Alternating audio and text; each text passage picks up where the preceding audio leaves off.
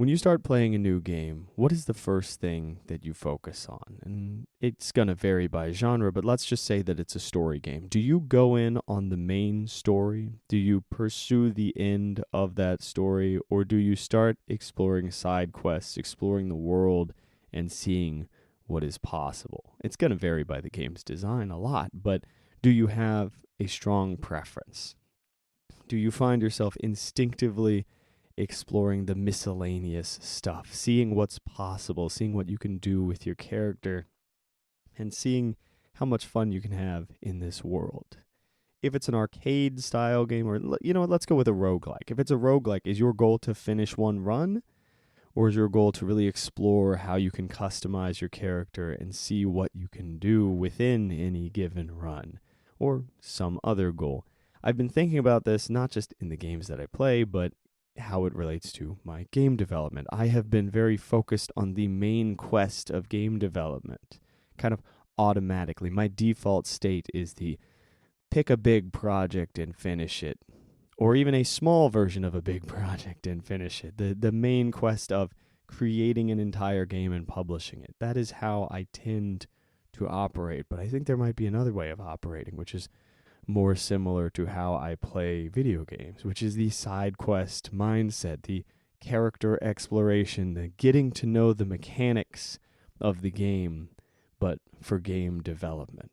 And that's what we're going to talk about today. This is Game, Develop, Repeat. I'm your host, Chris. Thank you, as always, for joining me.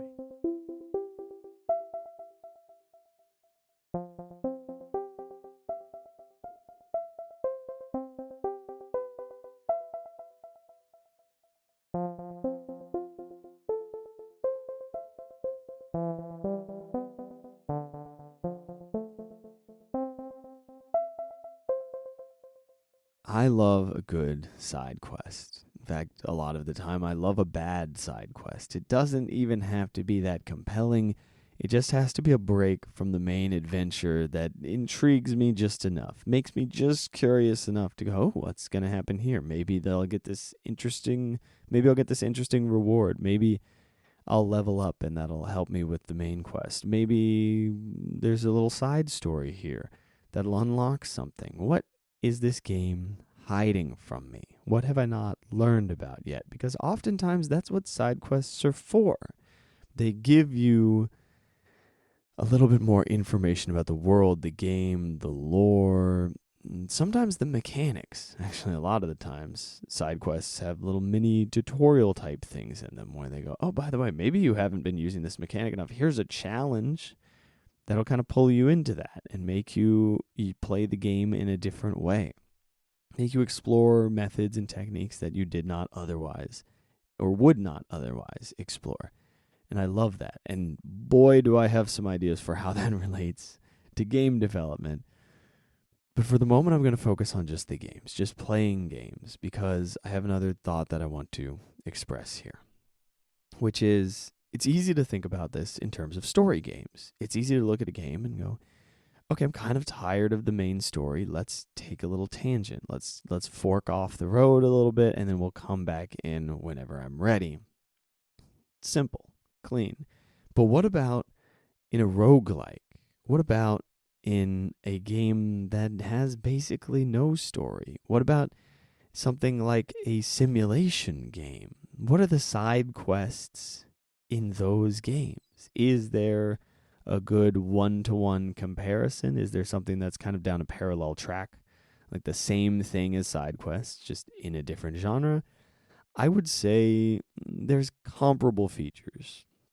I'm thinking about roguelikes right now because I've been playing Balatro and I'm eyeballing Hades 2 aggressively. Like, I am staring at Hades 2 going, I may not have any time to play that, but shouldn't I just go ahead and buy it anyway? Because maybe I can just sneak in like an hour somewhere. Maybe I'll buy a Steam Deck so I can play it during the break at work. Like, I'm really interested in Hades 2 because I like the first one a lot. Not actually going to buy a Steam Deck for it, but I am invested. I do want to play it. I don't think there's been a single game yet that Supergiant has put out where I've gone, I have no interest in that. Even the ones that I'm less interested in, I go, ooh, that seems like they did a good job. And maybe it's not for me, but man, what a team. Anyway, I'm sorry. I'm fanboying out about Supergiant. Hades 2 looks good. Where was I with this? How did I get onto this tangent? Roguelike side quests.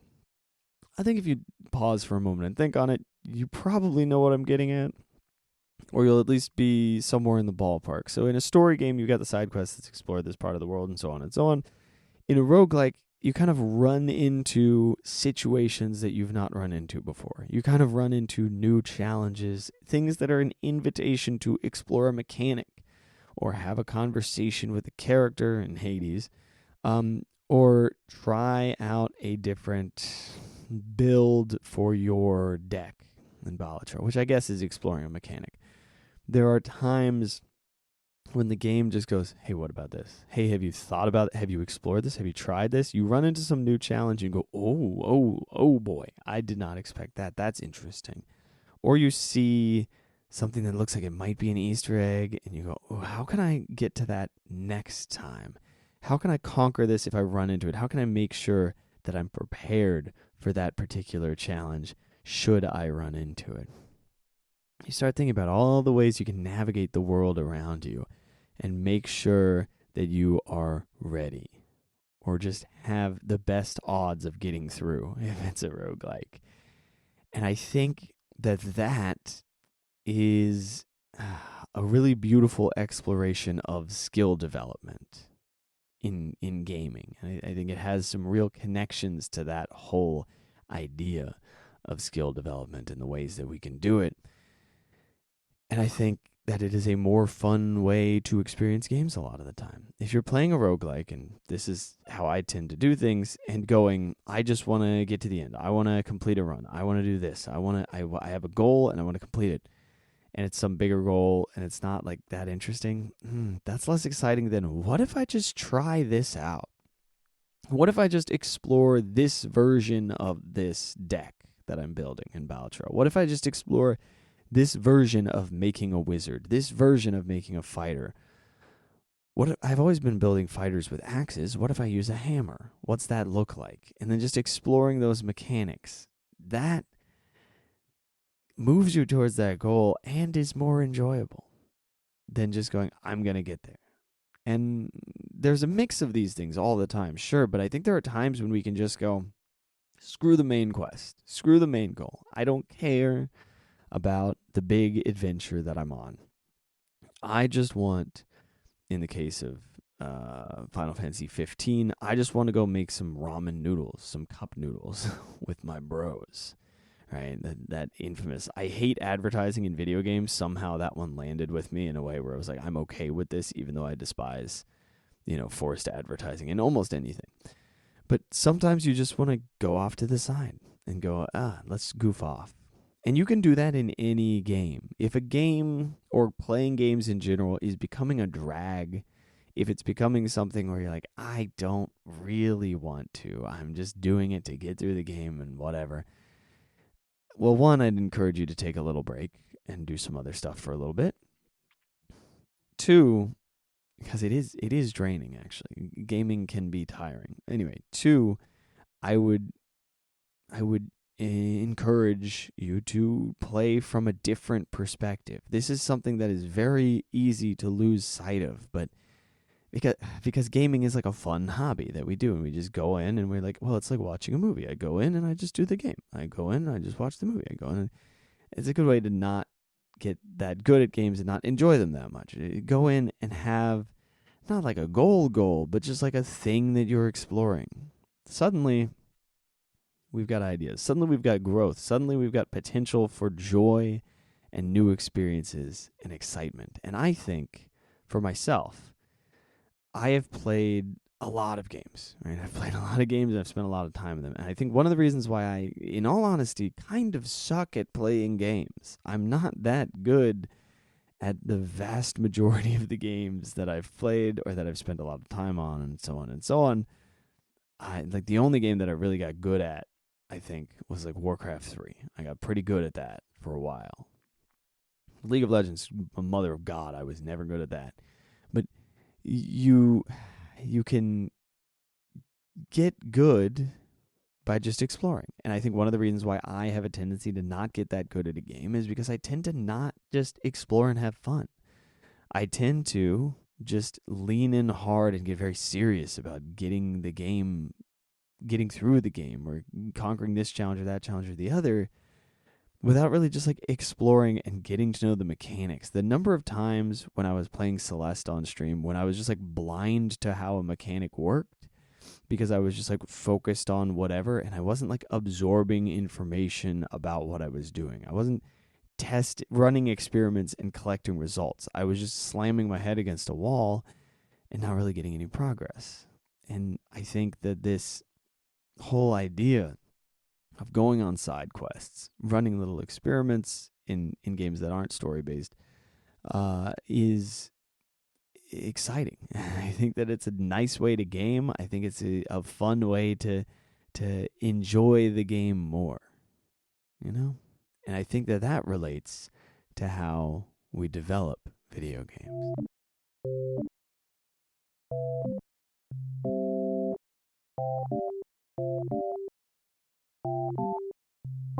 When it comes to game development, what are the main and side quests? I think it's going to vary based on your goals, but for the sake of the conversation, for the sake of this metaphor, let's say that the main quest is finishing your big project, or at least that's the next milestone on the main quest. Maybe you've got several milestones laid out, and down the road, the main quest is to make a living off of just developing your own indie projects. Maybe the main quest is a smash hit. Maybe it's to get into AAA game dev. Whatever it may be. Maybe, hold on, let me pull it back for a second. Maybe the main quest is just to make this cool game that one of your friends might like. Right? To go, oh, I think this will really be a great birthday present. I want to make this for somebody. It's a heck of a birthday present, but it's another option. I think if that's the main quest, the side quest is what? The side quest is these little things that we do, these little forks in the road where we just explore something, explore a mechanic, explore an engine, read up on some, that makes it sound very boring, but read up on the documentation a little bit. And when I say that, I don't mean just read documentation and just sitting there going, okay, I don't know anything about this engine, but I've been told to read the manual, so I'm going to sit here and read the manual. I'm not a big fan of that. I think that that's the wrong thing for 99% of people. I don't think that if you have no technical background, you should just sit and read documentation. I think you need experience. And then when you read the documentation, it'll make sense and it'll incite some kind of it'll start a fire in you. Sorry, I'm struggling with English as usual. It'll get something going. It'll get you thinking and going, okay, maybe I can make this, maybe I can make that. You'll read about some feature and go, I want to experiment with that. But that's one of your potential side quests. A little 1-hour challenge, a little game jam. Any project where you can put the phrase a little in front of it can be a side quest. A bit of streaming, a podcast episode, making a couple tunes for a game that you don't even have the idea for. You just go, ooh, what if this vibe, but in a game, right? A couple characters that you want to draw. Just giving yourself a little challenge, a little skill challenge that says, can I accomplish this? And the goal doesn't have to tie into some big, life-changing, just messy thing that ties into your identity aggressively and ties into every other thing that you're trying to accomplish and blah, blah, blah, blah, blah. We don't need all that. We just want to learn about pixel art. And not even, we don't even want to learn about pixel art. We just want to see if we can draw a cool tree stump. Because I was walking the other day and I saw this tree stump and I went, oh, that looks really neat. How would that, there's a lot of curves in that. How would that translate to pixel art? Am I ready for that? I've been having trouble with curves, but I'd be willing to learn how to draw curves if it means that I get to draw this tree stump that I'm excited about, or whatever the heck it is that you feel excited about. The side quests are noticing something in the world around you, getting inspired by it, and just exploring it a little bit. I think there's a tendency to go, oh, I don't have time for this because I'm supposed to be working on this. I think you don't have time not to. I think if this is your passion, if this is a thing you love doing, we got to stay in tune with the reasons that we love doing it. And I think side quests are the way to do that. And I feel that okay, this is a little bit of a weird angle. I feel that a lot of my failures in game development and in gaming, if you can call something within gaming a failure, a lot of the things, not even failures, a lot of the things that frustrate me the most about the way that I develop games or the way that I play games all tie into being too goal oriented on a big scale. All right, I want to reach this rank. I want to beat this game. I not enjoy the game, just I want to beat the game. I got to finish this one. I got to get this out of the backlog. I got to finish this series. I got to get through all these. I got to finish making this game. I got to get this released on Steam. I've got to do whatever. I've got to accomplish this, that, and the other. But then, why are you doing it then? Are you enjoying the game? Are you enjoying the development process? I think this is something that games have been trying to teach me my entire life. Not to personify the artistic medium, right? Not to take all of games and say they've been trying to teach me something. I don't mean it in that way, but like the way that I've been interacting with games has been trying to teach me this. The way that I've been playing, the way that I've been running into this wall of why am I not enjoying this? Why am I bored? Why am I frustrated with this? Why is this hobby under my skin right now? Why is there something is off? I've had that experience a lot throughout my life of like, oh, I'm bored. I want to play this, but I don't. I want to play that, but I don't. And like, there's a time to just go, maybe I'm playing it wrong. Not wrong in like there's no wrong way to play a game. But if you're not having a good time consistently, you might be doing it wrong. You know? Like if it's bad, if it's not enjoyable, then something's up. And the times that has happened, I think were largely a result of going, I want to beat this game. I want to beat this game. I want to beat this game. I want to beat this game. And then going, maybe I don't. Maybe I don't. Because I've disconnected completely. And this can be a game design issue too. I've disconnected completely from what is fun about the game. And actually, that may not be on me. Maybe that's because there's a point in a lot of games, a sticking point, where it stops being fun and the story might fall off a tiny bit, and then you go, wait, why am I still playing this? I'm not enjoying myself. In which case, it's not a problem that you're quitting it.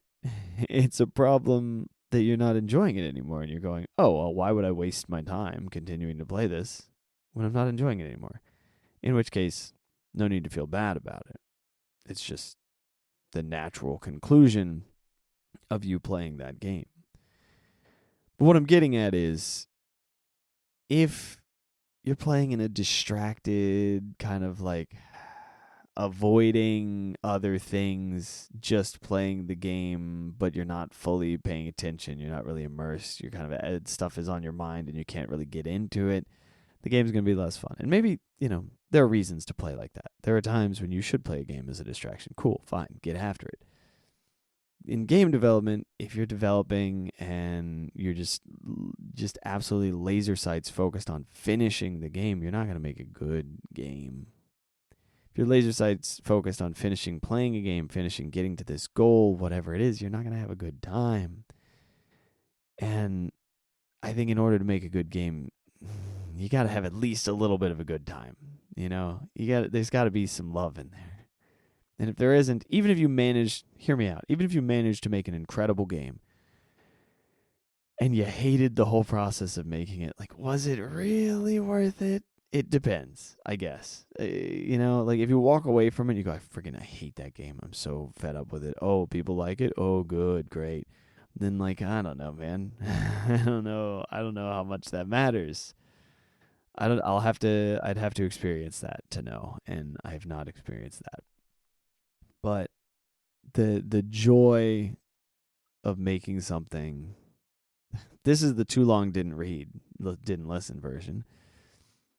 The joy of making a thing is extremely important. And if you're enjoying the main quest, then enjoy the main quest. But if you need a break from it and need to go onto the side quests, go onto the side quests. Listen to yourself. Notice how you feel about the game you're making. Notice how you feel about the way that you're making the game.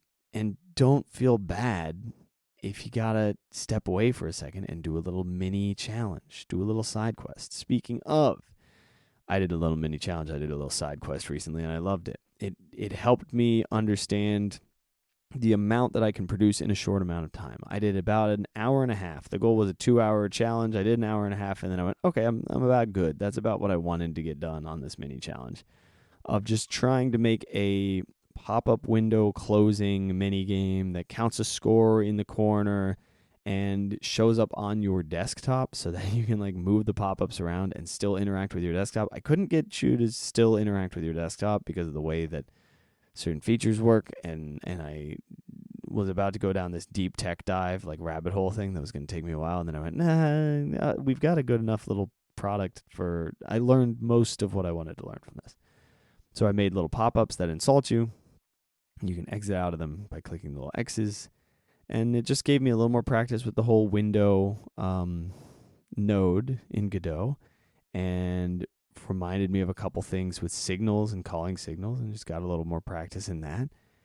And it was nice. You know, it was a nice, simple little side quest, and it got me excited. It got me thinking about other games that I could make. And I did it because I was feeling like I had to make something. I don't know if you can relate to this feeling. There are times in my life where I go, if I don't make something right now, I'm going to lose my mind on anyone and everybody that talks to me for the next week. Like, I have to make something. And until I make something, I'm going to be a nightmare to be around. It happens sometimes. If I haven't gotten to create something in a long enough span of time, I become very grouchy. I become a mess. So I just had to make just a little something, just a little messing around with the windows, get a little inspiration, get a little idea going, something to keep me going. And I went, oh yeah, now I'm excited about this, that, and the other. So I'm gonna keep exploring those little side quests, because that is what I can fit in my life right now. A little miniature challenge, a little 1 hour, here we go. What can I make out of this? And literally, I grabbed a sheet of paper. I wrote down like 2 hours, make this. And I wrote like 3, not even sentences. I just wrote like 3 or 4 little ideas and then went go. And I just started working on it because I was like, well, I have very little time, very, very quick design process, explore this particular feature, boom, done. And it was nice. And I recommend it, or whatever the heck form of side quest works for you. Draw some characters, step away, do something that has nothing to do with your big project, with even your big life project. Maybe game development is the side quest altogether. Well, then explore it and enjoy it and treat it like Morrowind, where you're just like running around the world and going, ooh, that's pretty. Oh, that's interesting. Oh, there's a little dagger in this tree. That's wild. I didn't know that was there. Find the Easter eggs. Get excited about dumb little things that nobody cares about, but that you run into and go, oh my God, I can't believe that this engine has this feature. Oh my God, I can't believe that this game is using this particular trick, and now I understand how that trick works. I can't think of a good example for that, but I guess that's kind of what I'm getting at with Window Kill inspiring me to explore window stuff in Godot. I like that. I like the joyful side of creating things. I get stuck up on this serious angle of like, it's very important that I create things. And I don't know why I end up taking it so seriously, but I love when I loosen up and just go, what? It's completely fine. There's no like big, major, crazy thing that has to be accomplished here. You just gotta make stuff. And I mean, you don't even have to, but I feel like I have to. There's a compulsion in me after a certain point. And you gotta enjoy what you're doing. You gotta love it a little bit. And when you don't love it, that's okay too. because, man, sometimes it sucks. But right now it's kind of cool, and I think most of the time it's pretty dang cool. So, I like a good side quest. I like a good main quest, and I like just exploring any creative activity.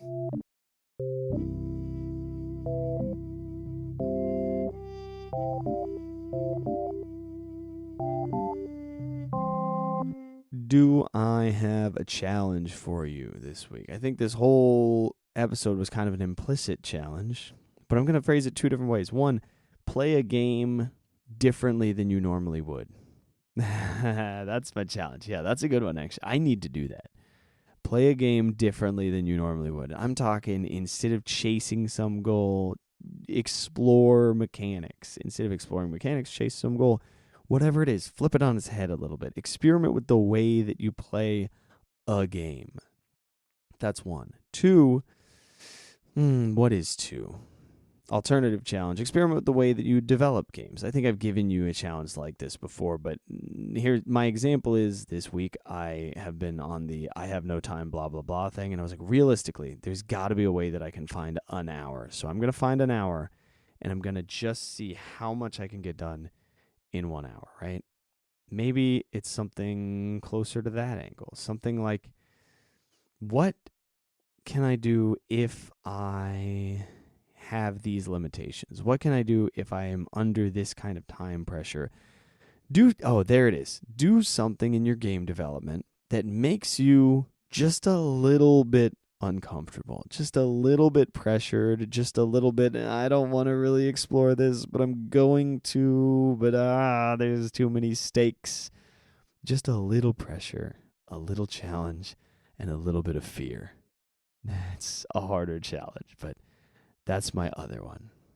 Play a game a little differently, and if you pay really close attention to it, there'll be this little hint of fear. There'll be this little running away from it where you're like, I'm playing a game differently, and it's making me just a little bit, there's just this little uneasiness behind it. You're like, I'm breaking a habit. I'm breaking a normal, what if I lose? What if this happens? What if that? It's a game. It's fine. It's a safe sandbox to do ridiculous things. So try that out too. That is everything that I have for you this week. Thank you, as always, for tuning in. I don't know if you can hear it or not, but I recorded this episode earlier in the day after getting a lot of sleep. Thank God. I'm getting my schedule back in order. Hallelujah. It's a wonderful thing. Thank you for joining me. I will see you in the next one. Until then, you know what I'm about to say. Get out there, make some stuff, and have fun with it.